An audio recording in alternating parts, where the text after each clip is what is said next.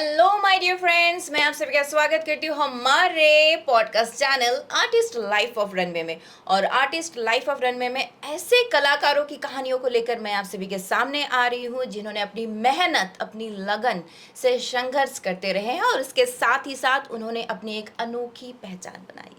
और उनकी पहचान की कहानी जो आप सभी को बहुत ही ज़्यादा उत्साहित करेगी, आप सभी को बहुत ही ज़्यादा प्रेरित करने वाली है, क्योंकि उन कहानियों से आप सभी बहुत कुछ सीख सकते हैं। हमारे जो आर्टिस्ट हैं हमारे स्टूडियो में मौजूद हैं, उनका नाम है सुलोचना जी, जो बहुत बहुत आपका स्वागत है। और सुलोचना जी की बात मैं ये कहना चाहती हूँ कि वो एक प्रोफेशनल मेकअप आर्टिस्ट होने के साथ साथ प्रोफेशनल हेयर स्टाइलिस्ट भी हैं और हर किसी को खूबसूरत बनाती है। और खूबसूरत बनाने की कला इनको इतनी प्यारी तरीके से आती है कि जिससे कि आप उनकी कहानी को सुनेंगे तो खुश हुए बिना नहीं रह सकते।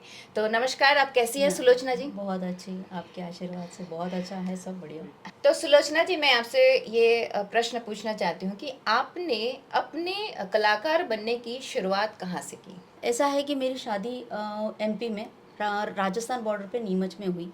और जब मेरी शादी हुई तो मैं बहुत छोटी थी। तो ऐसा था, वहाँ पर प्रथा थी कि औरतों को बाहर नहीं जाना है, किसी से बात नहीं करना है, कुछ नहीं करना है। सो उस टाइम पे तो मैंने ठीक है, तो मैंने ये सोचा कि यहाँ ऐसा ही चलता होगा। तो मैंने अपने आप से ये सोचा कि बच्चे अगर हो जाते हैं तो शायद यहाँ का माहौल चेंज हो जाएगा और मेरे टाइम पीरियड निकल जाएगा। तो हो सकता है कि इन लोगों के विचार बदल जाएंगे या कुछ। तो मेरे 2 बच्चे हैं और बहुत स्वीट है। और उसके बाद में मैंने 5 साल बाद ये सोचा। जब मैंने 5 साल बाद जब ये सोचा, तब मैंने मतलब मिस्टर से, मतलब मेरे हस्बैंड से मैंने ये बोला कि मुझे 100 रुपये चाहिए। मुझे कुछ लाना है और मुझे 100 रुपये चाहिए। तो उस टाइम पे ऐसा होता था कि मेरे हस्बैंड को घर से, मतलब मेरे ससुर जी से घर से उनको 10 रुपीज़ मिलते थे और मेरे जेठ जी को भी 10 रुपीज़ मिलते थे। तो वो मेरा खर्चा नहीं चला पाएंगे। मतलब अगर मैं 100 रुपये मांग रही हूँ तो उनको उनके पापा से मांगना पड़ेगा। तो उन्होंने मांगा मेरे लिए पैसे, उन्होंने पापा से मांगे। बट ऐसा हुआ कि उन्होंने कहा कि अगर 100 रुपये तेरे उसको चाहिए, वाइफ को चाहिए, तो वो मुझे बताए कि वो किस लिए चाहिए। और अगर वो कुछ लाती है उस 100 रुपये का, तो मुझे वो दिखाना। सो उस टाइम पे आप ये समझ सकती है मैम कि लेडीज़ को क्या नहीं चाहिए। मतलब लेडीज़ को तो चाहिए रहता है ना हर चीज़। बिल्कुल। तो वो हस्बैंड से शेयर कर सकती है, बट बाकी किसी को नहीं कर सकती कि जी। मुझे क्या चाहिए। ऊपर से घूंघट प्रथा भी थी आप हाँ, लोगों में। मतलब पल्लू लेना, बहुत ज़्यादा घूंघट तो नहीं था, बट पल्लू लेना वगैरह तो सब घूंघट। था। घर से बाहर नहीं जाना, किसी से बातचीत वगैरह नहीं करना है, ये सब कुछ चलता था। तो मुझे थोड़ा-सा लगा, क्योंकि मैं बॉम्बे में पली बड़ी हूँ और मेरा घर बॉम्बे में है, हमारी पढ़ाई वगैरह सब बॉम्बे में हुई है। तो उसकी वजह से हमने ये सोचा कि यहाँ इतना कैसे, मतलब 100 रुपए के लिए भी हम लोग ऐसा करें, जबकि हमारा परिवार बहुत अच्छा सक्षम है और था भी, उस टाइम पे काफ़ी सक्षम भी था। तो उस टाइम मैंने ये डिसीजन लिया कि जिस तरह से मैंने 100 रुपए की मांग की और जिस तरह से मुझे रिपीट में ये चीज़ मुझे मिली कि 100 रुपए के लिए मुझे वो सब कुछ करना पड़ेगा जो मुझे नहीं करना है।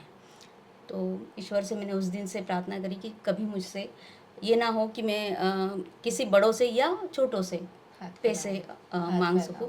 इवन मुझे इतना करे भगवान कि मुझे सबको देना पड़े, तो मैं दे दूं, मेरा हाथ खाली ना करे। अरे वाह, क्या बात सो वो जर्नी थी मेरी। Okay okay. जैसे कि आप सभी ने सुना कि घूंघट प्रथा होने के बावजूद भी सुलोचना मैम ने अपनी एक अलग कहानी लिखनी शुरू की। तभी मैं इनसे सवाल करना चाहूँगी कि मैम, जब आपने अपनी शुरुआत की तो क्या क्या कठिनाइयाँ आई जो आपको मतलब कि रोक रही थी? जी, मुझे बहुत परेशानी आई, बहुत कुछ हुआ घर में, बहुत सारी लड़ाइयाँ भी हुई। बट मुझे दृढ़ निश्चय था मेरे इसमें कि मैं करना चाहती हूँ ये सब, और मेरे नाम के लिए, मेरे स्टेटस के लिए, और मुझे कुछ बनना था। इसीलिए ये सब चीज़ें मैंने की और मैं आज आप सबके सामने हूँ। और आज मैं आर्टिस्ट हूँ, आज 18 साल हो गए मुझे करते-करते। तो दोस्तों, आप सभी जैसे सुन रहे हैं सुलोचना मैम की कहानी, और उनमें एक नहीं अनेकों कठिनाइयों को पार करते हुए उन्होंने अपनी कहानी बयां कर रही है। और उनके कलाकार बनने की कहानी आप सभी के लिए एक बहुत ही प्रेरणादायक है। तो मैं आप सभी से यही गुजारिश करती हूँ कि आप लोग भी उनकी कहानी को फॉलो करें। तो आगे बढ़ते हैं हम। तो सुलोचना जी, मैं एक प्रश्न और पूछना चाहूँगी कि 18 साल से आप जी आर्टिस्ट के तौर पे काम कर रही हैं, जी पहले से अभी में कितने बदलाव आए हैं? जी जी पहले से बहुत बहुत ज़्यादा अपडेट हो चुका है ना। और पहले इतने अपडेट नहीं थे मेकअप। पहले अपन जो किट्स आते थे तो वो नॉर्मल आते थे, बट अब उसमें बहुत सारे 3D 5D बहुत सारे मेकअप आ चुके हैं। तो इसकी वजह से क्या है, अभी नए नए मेकअप में जी, जी। उतार चढ़ाव तो काफ़ी हुए, और अभी बहुत प्यारे मेकअप होते हैं, बहुत अच्छे मेकअप होते हैं। अभी HD और 3D और 5D में बहुत अच्छे मेकअप होते हैं। ओके, बहुत अच्छी बात है। तो हम जैसे सुन रहे हैं कि मेकअप, हेयर स्टाइलिंग में भी अपडेशन शुरू होती रहती है और ये चलती रहती है। तो आपसे भी जानेंगे और सारी बातें, बस हमारे साथ बने रहें। तो दोस्तों, मैं एक और ही अहम बात बताने जा रही हूँ कि सुलोचना जी ने आँखों पर पट्टी बांध के मेकअप किया है। उन्होंने यह कैसे किया है, यह आप सभी को बताएंगी खुद सुलोचना जी। मैंने इसलिए किया था ये, क्योंकि ये जो आर्टिस्टों की जितना भी अपनी इंडस्ट्री है, इसके अंदर कुछ अलग करके दिखाने की मेरी कला थी कि मुझे कुछ अलग करके दिखाना है उन लोगों को, जितने आर्टिस्ट हैं, और उन लोगों के लिए एक प्रेरणा बनना चाहती थी। इसलिए मैंने ये कोशिश करी। और इसके पीछे हमारे दिनेश सर हैं, दिनेश सिरके सर, मुंबई में वो एकेडमी चलाते हैं। तो उनसे मैंने सीखा, क्योंकि उन्होंने भी आँखों पे पट्टी बांध के कटिंग का दिखाया था, और उन्होंने वहाँ पर आर्टिस्टों को करते थे वो हेयर कटिंग, तो उनसे ही मैंने ये सब सीखा। तो दोस्तों, आप सभी सुन रहे हैं सुलोचना जी को मेरे साथ, और आप सभी ने सुना कि क्यों उन्होंने आँखों पर पट्टी बांध के ये कल्पना की। और ये बहुत ही आसान काम नहीं है, और ये आसान काम करना बहुत ही कठिन है। तो आप सभी हमारे साथ बने रहे। तो दोस्तों, सुलोचना जी के बारे में मैं ऐसी बात बताने जा रही हूँ जो आप सभी के लिए बहुत ही ज़्यादा प्रेरणादायक है। सुलोचना जी कैंसर से लड़ करके आज आप सभी के सामने आई हैं, और कैंसर जैसे ऐसे डिजीज़ से लड़के सामने आना बहुत बड़ी बात है। तो आइए हम जानते हैं उन्होंने किस तरह से लड़ाई में जीत हासिल की है। जी तो सुलोचना जी, मैं ये जानना चाहूँगी कि कैंसर जैसी बीमारी के साथ आप लड़ करके आज हमारे साथ हैं। इसमें तो ऐसा है मैम कि मेरे हस्बैंड 18 में सितंबर में ऑफ हो गए, और उसके बाद मेरी दुनिया मतलब ख़त्म होने जैसी हो गई कि मुझ में अब कोई मतलब नहीं है। उनको वो ड्रिंक करने की आदत थी उनको, तो इस वजह से उनका ये हुआ। बट अब कुछ कर नहीं सकते हैं इस चीज़ का। मैं उस चीज़ से जैसे तैसे उभरी। फिर कोरोना लगा। 6 मंथ तक मेरे घर वालों ने मुझे बहुत टॉर्चर किया। मेरे हस्बैंड जाने के बाद मुझे बहुत बहुत ज़्यादा टॉर्चर किया गया, और बच्चों ने भी मुझे बहुत टॉर्चर किया उस टाइम पे। तो मेरा मन नहीं रहा कि मैं अब वहाँ ससुराल में रहूँ। तो मैंने पार्लर और क्लिनिक बंद किया, और मम्मी को बुला के मैं मुंबई चली गई। मुंबई जाने के बाद 6 महीने बाद कोरोना लग गया, और कोरोना के 6 महीने बाद मुझे कैंसर डिटेक्ट हुआ। 2021 में मुझे अप्रैल में कैंसर डिटेक्ट हुआ। तो मेरा जो मन था वो पहले से ही बहुत ज़्यादा ख़राब होने की वजह से मैंने ये सोचा कि अगर कैंसर हुआ है तो अपन सब चले गए हैं, अब मेरा पति भी चला गया है, या मेरे बच्चे मुझे एक्सेप्ट नहीं कर रहे हैं, या मेरे सास ससुर मुझे एक्सेप्ट नहीं कर रहे हैं, तो मैं जीकर भी क्या करूँगी।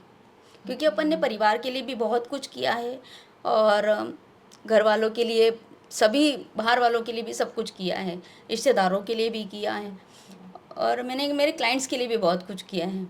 तो मैंने ये सोचा कि अब डिटेक्ट हुआ ही है तो अपने को मर जाना ही बेटर है। तो मैंने कोई इलाज नहीं किया, Oh my God. और पूरा 1 साल होने के बाद मेरी हालत बहुत बुरी तरह से ख़राब हो गई।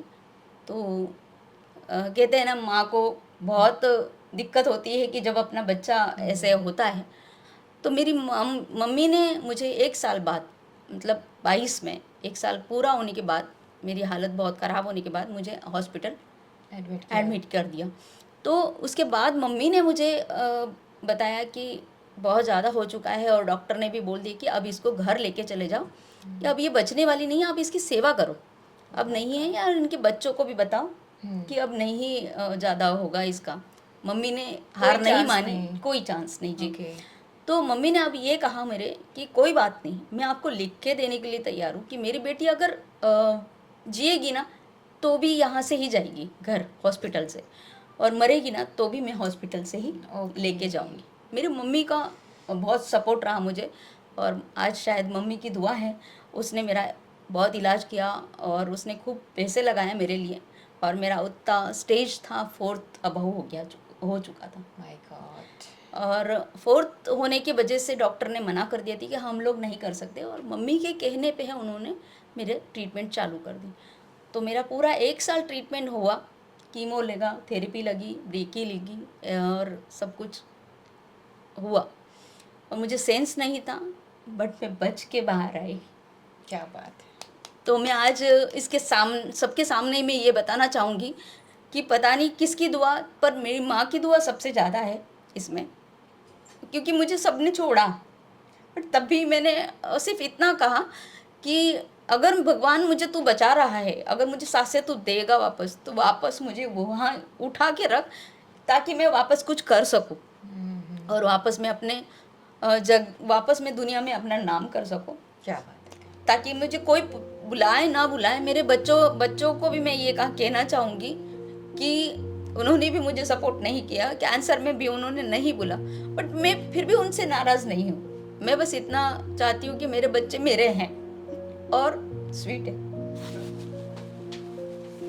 क्योंकि माँ की भावना होती है। मेरी माँ मेरे लिए इतना है, तो मुझे लगता है कि मेरे बच्चे भी मेरे लिए उतना रहे।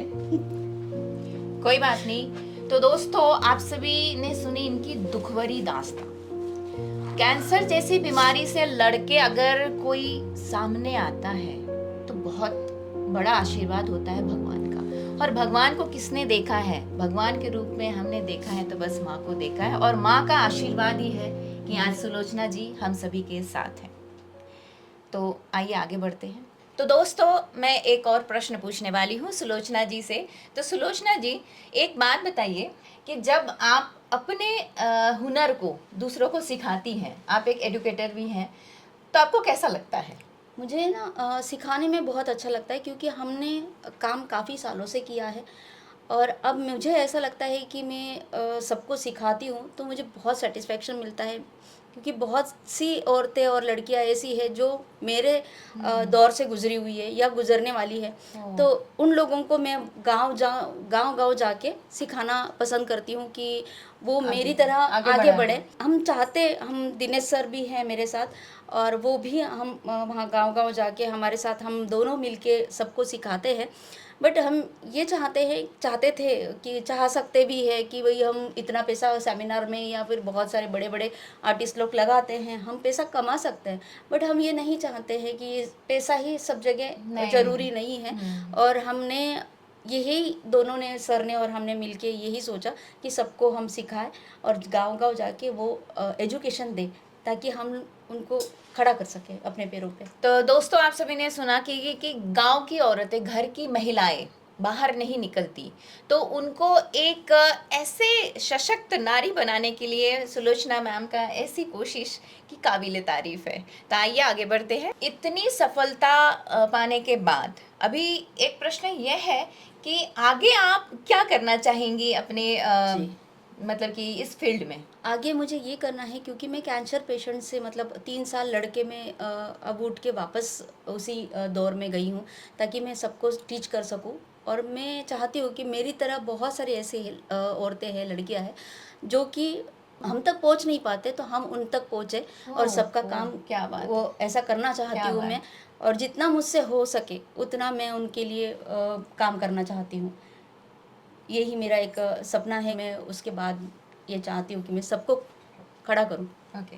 तो दोस्तों, जैसे कि आप सभी ने सुना कि सुलोचना जी कैंसर जैसे बीमारी से लड़ के आगे आई। ऐसे बहुत सारी हमारी बड़ी बड़ी हस्तियां भी हैं, जैसे युवराज सिंह हैं, सोनाली बेंद्रे जी हैं, मनीषा कोइराला जी हैं, उन्होंने भी कैंसर जैसे बीमारी से जंग लड़ के दूसरा जन्म पाया है। तो ऐसे सुलोचना जी भी हमारे सामने हैं और बहुत ही बड़ी बात है कि आज वो स्वस्थ हैं और आगे काम कर रही हैं। जी। तो मैं ये जानना चाहती हूँ कि आगे आप क्या करना चाहती हैं? आगे मुझे ये करना है कि मुझे लगता है कि ये मेरा दूसरा जन्म है, तो मुझे ऐसा लगता है कि मैं उन लोगों के लिए काम करूँ जो मैं जिस परिस्थिति से गुज़री हूँ, तो ऐसे ही लड़कियों को, ऐसे ही औरतों को मैं तैयार करूँ और उनके पैरों पे खड़ा करूँ। शायद उन्हीं की वजह से मैं ज़िंदा हूँ। क्या बात! ये बहुत ही खुशी की बात है और यह खुशियाँ बाँटना चाहती हैं क्योंकि दूसरे जन्म के बाद जो खुशी मिलती है, वो खुशियाँ बाँटने में अलग ही मज़ा आती है। तो सुलोचना जी से मैं एक और प्रश्न पूछना चाहूँगी कि हमारे दर्शकों को आप क्या बोलना चाहेंगी? मैं दर्शकों को यही कहना चाहूँगी कि आप लड़ना मत भूलिए। जिससे स्ट्रगल करके मैं यहाँ तक पहुँची हूँ और आपके सामने हूँ, वैसे ही आप भी बहुत मेहनत करिए और मेहनत करके आपको सक्सेस ज़रूर मिलेगी। और मुझे ऐसा लगता है कि आप कभी ऐसा मतलब ये कोई नहीं है कि मेरी खुद की कहानी है। मैंने आपको ये स्टोरी इसीलिए बताई है ताकि आप भी इससे कुछ सीख सको और आप भी सक्सेस पाने के लिए बहुत सारा काम करो और मेरी तरह जिद पकड़ो, तो आपको सक्सेस ज़रूर मिलेगी। तो आपको भी मुझसे सीखना है, मुझसे मिलना है, तो आपको पॉडकास्ट के एंड में आपको लिंक दी जाएगी और आप मुझसे सीधा कॉन्टैक्ट कर सकते हैं और आपको मुझसे सीखने का मौका मिलेगा। Thank you so much. तो दोस्तों, आप सभी ने सुने सुलोचना जी की कहानी और सुलोचना जी की कहानी ऐसी है कि बहुत ही ज़्यादा प्रेरणादायक और यह कहानी सिर्फ हमारी नहीं आपकी है, जो घर घर की कहानी और हर घर तक पहुंचनी चाहिए। और घर घर की कहानी हर घर तक कैसे पहुंचेगी? क्योंकि आप सभी को करना है लाइक, शेयर और सब्सक्राइब। और इसके साथ ही साथ मिलेंगे अगले पॉडकास्ट में, तो बने रहे हमारे साथ। नमस्कार।